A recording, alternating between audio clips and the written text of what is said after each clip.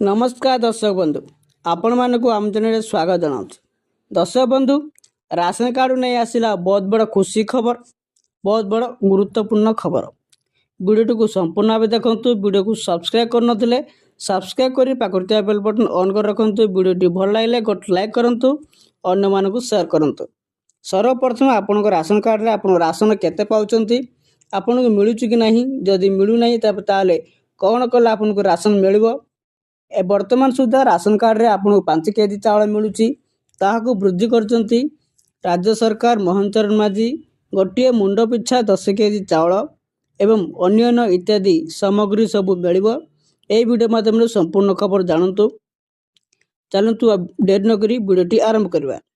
दर्शक बंधु सर्वप्रथम आपन जदि राशन कार्ड में आवेदन करचंती, एई मासरे केतेक राशन कार्ड अप्रूवल होई आसुची। आपन जदि आवेदन करचंती ताहले आपन ऑनलाइन रे चेक करंतु आपनकर राशन कार्ड आसी जाइथिबो।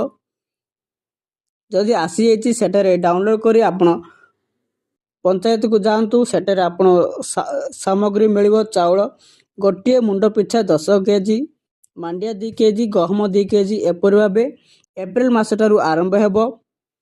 आपन जदि आवेदन करि नांती ताले तुरंत जनसेवा केंद्र रे आवेदन करंतु।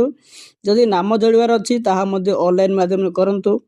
वर्तमान सुधा केतेक राशन कार्ड रे नाम जोड़ा एवं नुआ आवेदन अप्रूवल होई आसुची, आपन मध्ये आसी जिवो।